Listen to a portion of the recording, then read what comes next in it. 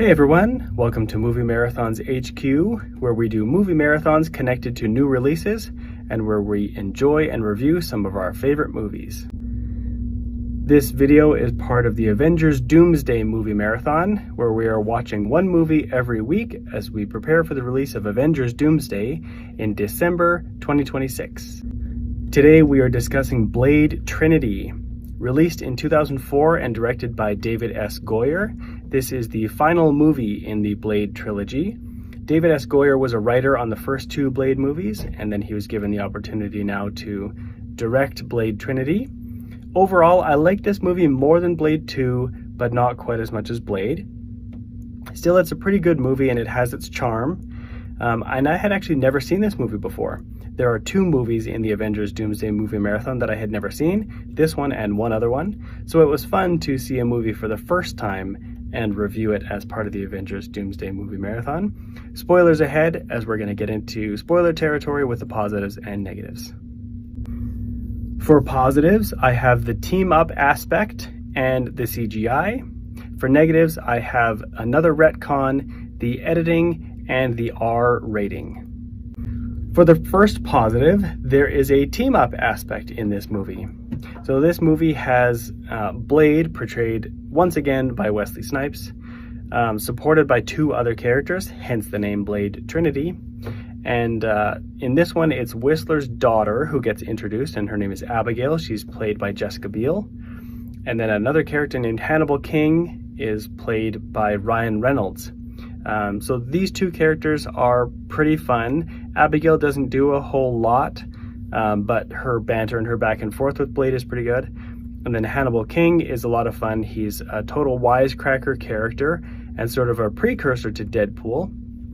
But even though Blade 2 did have a team-up aspect where Blade teamed up with that team of vampires, and there were some interesting dynamics there, I liked this team-up aspect more. It was just fun to see Blade play against some other characters and have to work in a team aspect, so that was a positive for me. The next positive is the CGI in this movie was much better than Blade 2. There's a scene where Dr. Vance, who is played by John Michael Higgins, he dodges something thrown at him, and then in that dodge his face and body morph into Dracula, who they call Drake in this movie because that's the cool way to call Dracula. So John Michael Higgins' face CGI morphs into Dominic Purcell's face, and it's really smooth. I know this was in 2004, which is not that long ago. I guess that's 21 years, wasn't it?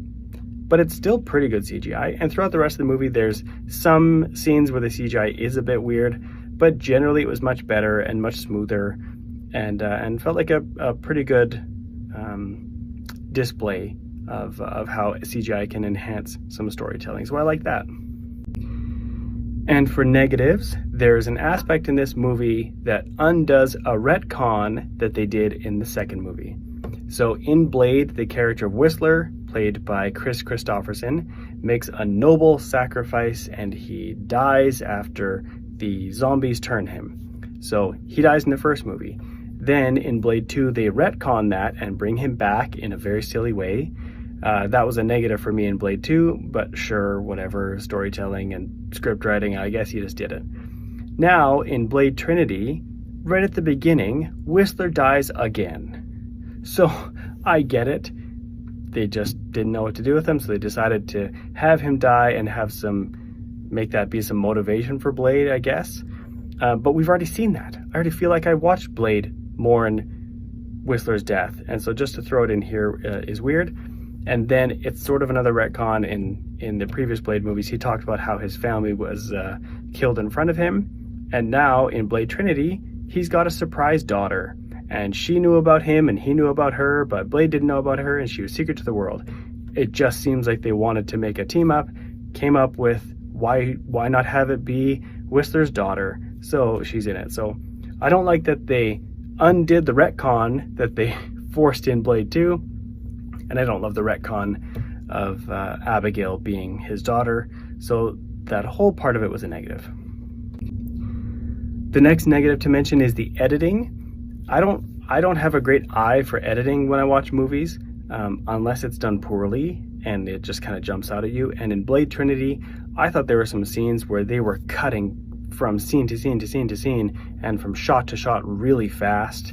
That's not always a bad thing. It can be used. As I said about CGI, editing is a tool in the storyteller's tool belt.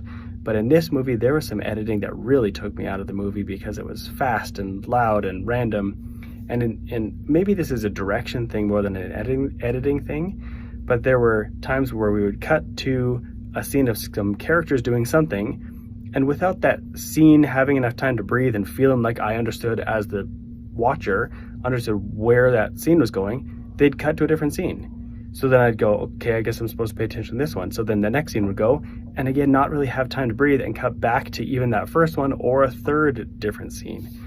So I would call that editing. Maybe it's a direction thing, but just throughout this movie, even though overall I kind of got where they were going with this story, there was lots of jumping back and forth that didn't work. So I would consider that a negative. And the last negative is the R rating, as I have said for Blade and for Blade 2. I'm not a fan of rated R movies generally. I do understand that some stories that are told through movie form are more adult in nature, but for me, I don't feel like there's a whole lot of graphic violence and those kind of things that is improved in an R rating versus a PG-13. People may disagree, especially with the vampire type movie, but I think the R rating is a negative. They do use a lot of profanity, and it is part of the character. Like Hannibal King as a wisecracker uses lots of profanity. That does match his character. I think there's a way you could still do that in a satisfying way without the profanity, but it is what it is. And then I know that just a rated R movie is going to dissuade some viewers. So that's a negative for me, but if it works for you, that's fine. Now, how might Blade Trinity connect to Avengers Doomsday? Overall, I don't think it will. These three Blade movies have never been connected to anything prior to 2024, but in that year we did see Deadpool and Wolverine, in which Wesley Snipes reprised his role as Blade. So Blade is in the MCU. In that movie, he does say there's only been one Blade, and there's only ever going to be one Blade. And so far, that's been true. Marvel Studios has talked about and announced a Marvel movie, a Blade movie, but they've had multiple writers, multiple directors, and it still hasn't seen the light of day, and I doubt it's going to see the light of day before Doomsday. So if we see a Blade, it would be Wesley Snipes, but I don't think that's going to be the case. We also now have Ryan Reynolds, who was in Blade Trinity, but now he's Deadpool. There's a chance we may see Deadpool, but he's not on the cast list for Avengers Doomsday, nor is Wesley Snipes, so I don't think there will be a connection to Avengers Doomsday. So that's my review of Blade Trinity. What did you think of this movie, and how do you think it might connect to Avengers Doomsday? Make sure to let me know in the comments. Follow Movie Marathons HQ on Instagram, YouTube, and TikTok, and also on Letterboxd, where you can check out all of the versions of the Avengers Doomsday Movie Marathon. See you at the movies!